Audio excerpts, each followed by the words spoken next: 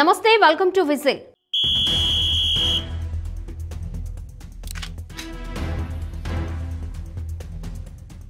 ఆంధ్రప్రదేశ్ కల్తీ మద్యం వ్యవహారం కేసు రోజు రోజుకి కొత్త మలుపులు తిరుగుతోంది.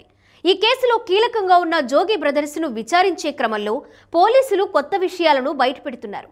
అసలు అద్దేపల్లి జనార్దన్ రావుతో తనకే సంబంధం లేదని పదే పదే జోగి రమేష్ చెప్తూ వచ్చారు.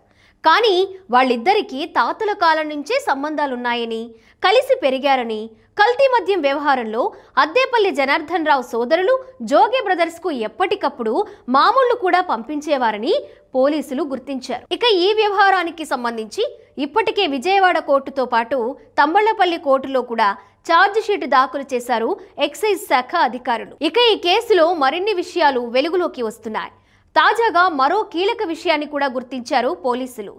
నకిలీ ఇన్వాయిస్లు, డమ్మీ జీఎస్టీ నెంబర్లు వినియోగించి నకిలీ మద్యాన్ని రవాణా చేసినట్లు సిట్ అధికారులు ఆధారాలు సేకరించారు. హైదరాబాద్, బెంగళూరు నుంచి ఇబ్రహీంపట్నం, మొలకల చెరువుకు మద్యం రవాణా జరిగినట్లు గుర్తించారు.